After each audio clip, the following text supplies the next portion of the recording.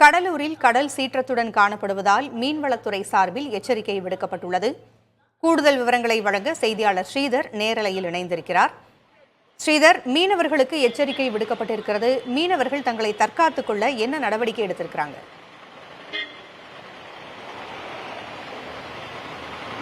கடலூர் மாவட்டம் முழுவதும் கனமழை எச்சரிக்கை விடுக்கப்பட்டுள்ளது. குறிப்பாக முதலில் கடற்கரை ஒட்டியுள்ள பகுதியில் தான் பாதிக்கப்படும். அதுவும் மீனவர்கள் தான் ஏதேனும் பாதிப்பு இருக்கும். அதன் காரணமாகத்தான் நேற்று முன்தினமே மீன்வளத்துறை மூலியமாக மீனவர்கள் யாரும் கடலுக்கு செல்லக்கூடாது, மீன்பிடிக்க சென்றவர்கள் மீண்டும் கரை திரும்ப வேண்டும், பாதுகாப்பான இடங்களில் படகுகளை நிறுத்த வேண்டும் என மீன்வளத்துறை ஏற்கனவே எச்சரித்துள்ளது. அதே சமயத்தில் கடலூர் மாவட்டத்தை சேர்ந்த 49 மீனவ கிராமத்தை சேர்ந்த மீனவர்கள் படகுகளை பாதுகாப்பான இடங்களில் நிறுத்தி வைத்துள்ளார்கள். குறிப்பாக தற்போது அந்த ஆழ்ந்த காற்றழுத்த தாழ்வு மண்டலம் புயலாக மாறக்கூடும் என்ற எச்சரிக்கை காரணமாக கடற்கரை ஒட்டியுள்ள பகுதிகளில் மாவட்ட நிர்வாகம் தற்போது கண்காணிக்க தொடங்கிவிட்டது. அது மட்டும் இல்லாமல் கடலூர் மாவட்டத்தை பொறுத்தவரைக்கும் கிட்டத்தட்ட 210 ஏரிகள் உள்ளது.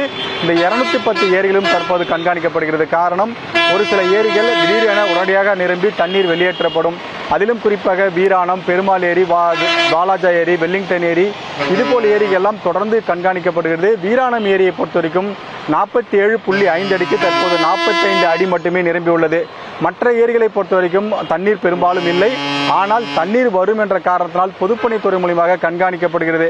மாவட்டத்தில் இன்று காலை முதல் தொடர்ந்து மழை பெய்து வருகிறது. குறிப்பாக இன்று பள்ளிகள் விடுமுறை விடாத காரணத்தினால் இந்த பகுதியில் மாணவ மாணவிகள் மழையில் நனைந்தபடிதான் செல்கிறார்கள். குறிப்பாக மாவட்டம் முழுவதும் உள்ள அனைத்து துறையும் தற்போது முடுக்கிவிடப்பட்டிருக்கிறது.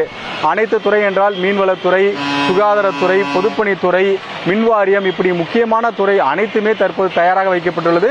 மாவட்டத்தில் ஏற்கனவே பல முறை பாதிக்கப்பட்ட பகுதிகள் எல்லாம் கண்காணிக்கப்படுகிறது. குறிப்பாக சிதம்பரம் வட்டம், காட்டுமன்னார் கோயில் வட்டம், இந்த பகுதியில் எல்லாம் திடீரென மழை அதிகமானால் மக்களை வெளியேற்றுவதில் சிக்கல் ஏற்படும். எனவே அங்கங்கே தேவையான முன்னெச்சரிக்கை நடவடிக்கையை மாவட்ட நிர்வாகம் எடுத்து வருகிறது.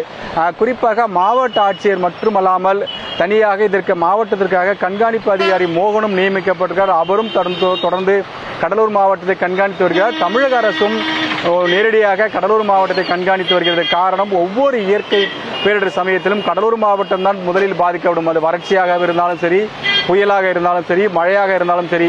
காரணம், பல மாவட்டங்களில் பெய்யும் மழை கடலூர் மாவட்டம் வழியாகத்தான் வங்கக்கடலுக்கு செல்ல வேண்டும். இதுபோல் சமயத்தில் கடலூர் மாவட்டம் கடுமையான பாதிப்பை சந்திக்கும். அந்த பாதிப்பை தடுக்க வேண்டும் என்பதற்காக அரசு தொடர்ந்து நடவடிக்கை எடுத்தாலும் பாதிப்பு மக்களிடம் சென்றடைவதுதான் ஒவ்வொரு ஆண்டும் நிலைமையாக இருக்கிறது.